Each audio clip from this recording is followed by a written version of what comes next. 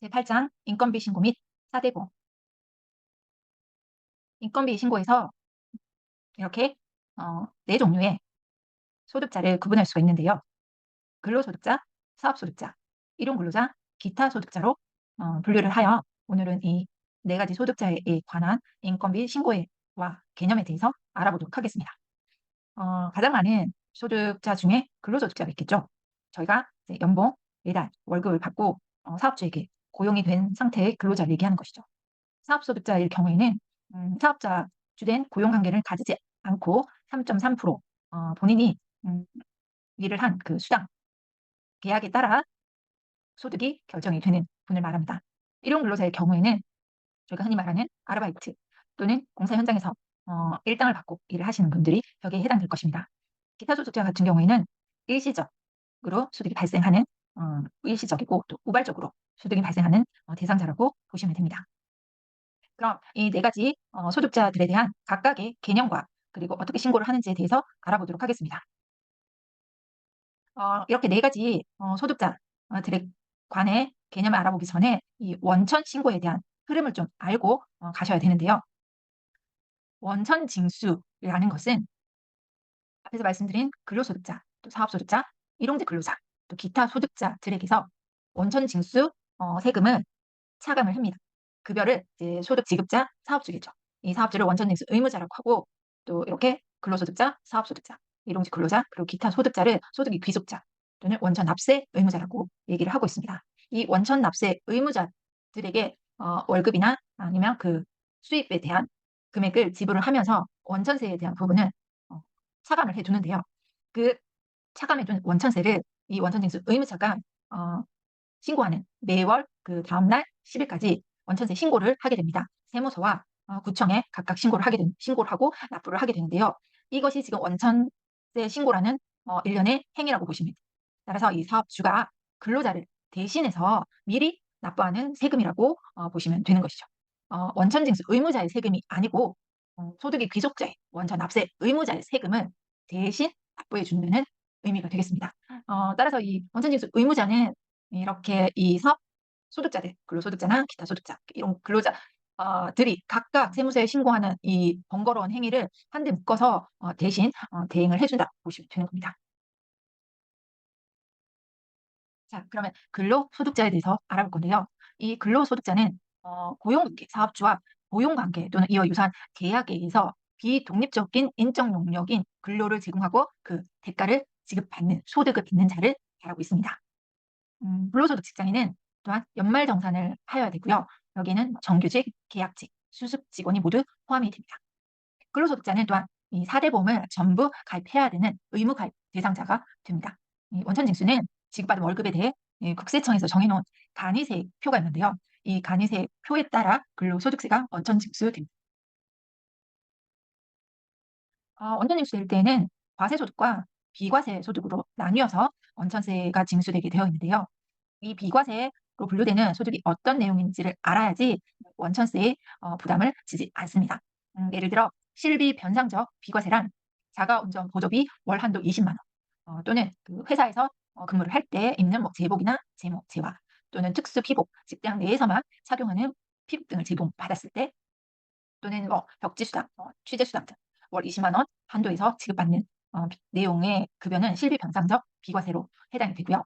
기타 비과세에는 식대 월 20만 원 이내 식대 그리고 또 출산 및 6세 이하 자녀가 있는 경우에는 월 10만 원 이내 출산 보육 수당 또 월 100만 원 이내로 국외 근로소득이 있으신 분 같은 경우에도 이 기타 비과세에 해당이 되셔서 원천 징수 대상 소득에 포함되지는 않습니다.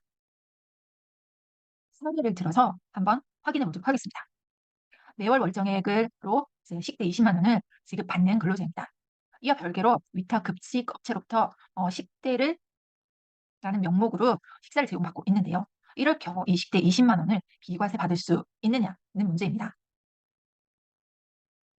이는 비과세로 받지 못한다는 건데요. 이유는 이 근로자가 이 식사, 기타 음식물 일부를 현물로 제공하고 또 일부는 현금으로 지급한 경우가 되는데요. 이 현물분은 비과세지만 현금으로 받은 전액은 과세에 해당되기 때문입니다. 이번에는 자녀 보육수당에 대한 비과세 여부인데요. 이 근로자의 경우에는 3개월치의 자녀 보육 수당은 30만 원을 한꺼번에 일괄 소급 지급을 받은 경우입니다. 이럴 때 비과세에 해당이 되는가의 문제인데요. 정답은 해당이 되지 않는답니다. 왜냐하면 지급월을 기준으로 10만 원 이내로 한도가 정해져 있기 때문입니다. 따라서 이렇게 한꺼번에 소급을 해서 적용을 하게 되더라도 그 달에는 10만 원까지만 비과세로 인정받을 수 있기 때문입니다. 이번에 사업소득자에 대해서 알아볼 건데요. 이 사업소득자란 정규직 또는 계약직이 아닌 회사와 고용관계 없이 용역을 계속 또는 반복적으로 공급하거나 해당 일을 전업으로 하는 사람을 말하고 있습니다. 흔히 말하는 프리랜서 3.3% 원천 징수라는 프리랜서들이고요. 컨설턴트, 보험 설계사, 학원 강사, 작가 등이 여기에 해당된다고 보시면 됩니다. 이 사업소득자는 4대 보험 의무 가입 대상자는 아닙니다.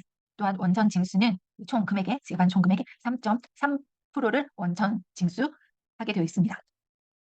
이 사업소득자도 마찬가지로 이 소득을 지급하는 원천 징수 의무자가 그총 소득 금액에 대해서 3.3%를 미리 원천 징수하고 그 미리 떼놓은 원천 징수분 3.3%에 관해서 세무서와 구청에 대신 신고 납부하는 제도라고 생각을 하시면 됩니다. 이 구조는 동일하다고 보시면 됩니다. 다음으로는 이 일용 근로자인데요. 일용 근로자의 경우에는 고용 계약 기간이 1개월 미만인 자로 사업장을 옮겨 다니면서 근로계약을 하루 단위로 하여 지속적인 고용이 보장되지 않는 근로의 형태를 말하고 있습니다. 그 근로를 제공한 날이나 시간에 따라 근로 대가를 계산하거나 또 근로를 제공한 날 또는 근로의 근로 성과에 급여를 계산하는 방식으로 이제 이루어져 있고요. 원천 징수 계산은 그 1급에서 비과세를 제한 1급에서 소득공제를 해줍니다. 15만 원. 그리고 세율 6%를 적용하고 또 근로세액 공제를 해서 나오는 금액이 원천 징수되는데요. 익식 계산으로는 그 1급에서 15만 원을 제외한 후에 금액의 2.7%를 곱하게 되면은 이 원천 징수 세금이 나오게 됩니다. 일용 근로자의 경우에는 연말정산 대상에 해당되지 않습니다. 왜냐하면은 이 일용 근로자는 완납적 성격의 근로자로서 지급 시 원천 징수가 의무가 종료가 되기 때문입니다. 일용 근로자도 소득보험 가입 대상자에 해당이 됩니다. 소득 징수부라고 해서 소득세가 1,000원 미만일 경우에는 징수 대상이 아닌데요. 예를 들어 그 일용직이 1급여가 18만 7천 원일 경우에는 소득공제로 그 15만 원을 제외하고 거기에 최저 세율인 6%를 곱하고 거기에 이제 근로자 같은 경우에는 근로세액 공제를 받죠. 근로세액 공제와 동일하게 근로세액 55%를 적용을 해주면은 세금이 999원이 나오는데요. 이럴 경우 이제 소액 징수라고 해서 1,000원 미만이기 때문에 징수를 안 하게 됩니다. 따라서 18만 7천 원이라는 숫자가 이 소액 징수부 1,000원 미만이라고 알아두시면 될 것입니다. 4대 보험의 이제 보험료율을 한번 확인해 볼 텐데요. 그전에 이제 가입 대상이 되는지 이 유무를 간략하게 소개시켜 드려 보겠습니다. 산재보험 같은 경우에는 모든 근로자가 가입 대상자가 되고요. 고용보험의 경우에는 65세 이후 신규 채용 시 실업급여는 제외가 됩니다. 하지만 사업주는 고용, 안정, 직업 능력 개발 사업인 0.25%를 부담하셔야 돼요. 국민연금은 만 60세 이상이 제외가 되시고요. 또 국민연금과 건강보험 중 1개월 미만인 자에 해당될 경우에는 또한 국민연금과 건강보험 대상에서 제외가 됩니다. 근로자와 사업주는 이 4대 보험에 대해서 반반씩 부담하게 되어 있는데요. 근로자 국민연금 같은 경우에는 4.5%, 기존 소득 월액에서 4.5%, 또 건강보험 같은 경우에는 보수 월액에서 3.545%, 또 장기 요양보험료는 이 건강보험료에서 12.81%에 대한 이 4대 보험을 제외하고 이제 급여가 지급이 되는 거죠. 사업주는 이 근로자가 내는 보험료율의 반을 또 사업주가 부담을 하셔야 됩니다.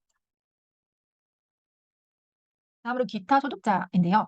이 기타 소득자는 사업 소득자가 아닌 일회성 소득을 지급받는 사람을 말합니다. 사기보험 의무 가입 대상자는 아니시고요.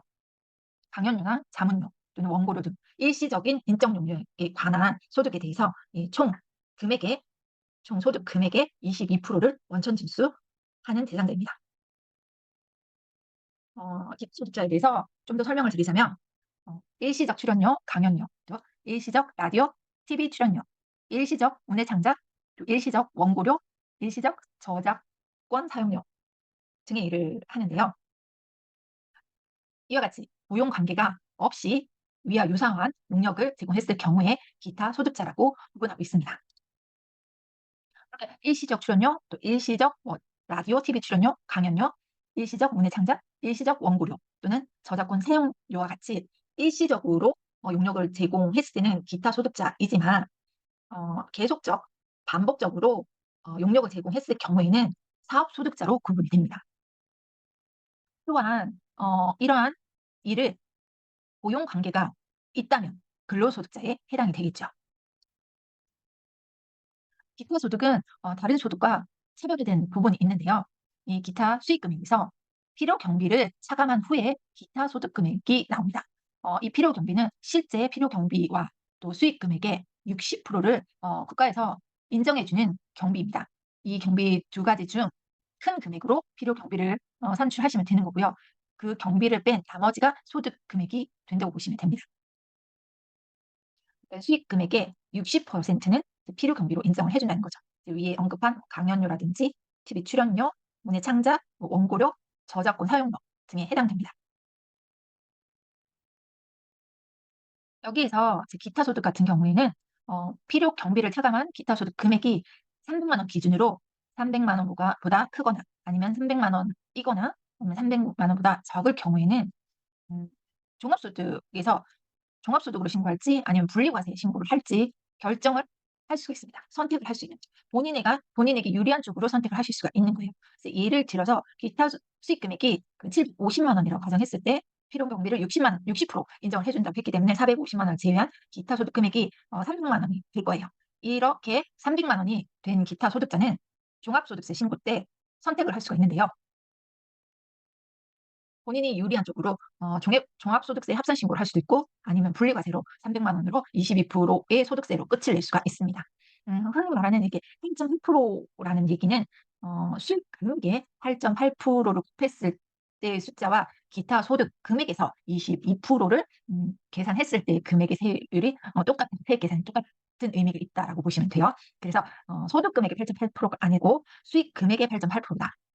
왜냐면 수익 금액 100%에서 그 수익 금액에서 60%만큼 필요 경비를 인정해 준 나머지 기타 소득 금액이 40%가 되기 때문에 요런 산식이 이루어진다고 참고하시면 될 것 같아요. 이렇게 앞서 저희가 알아봤던 근로소득자와 사업소득자, 그리고 일용직 근로자, 기타 소득자에 대한 개념과 그리고 원천세에 대한 내용을 정리를 해 봤는데요. 이 표에서 보듯이 근로소득자의 경우에는 연말정산 대상자가 됩니다. 또한 4대 보험 의무 가입자가 되고요. 원천징수액은 국세청의 간이세액표에 의해서 산출이 됩니다. 사업소득자와 기타 소득자는 연말정산과 4대 보험은 해당되지 않고요.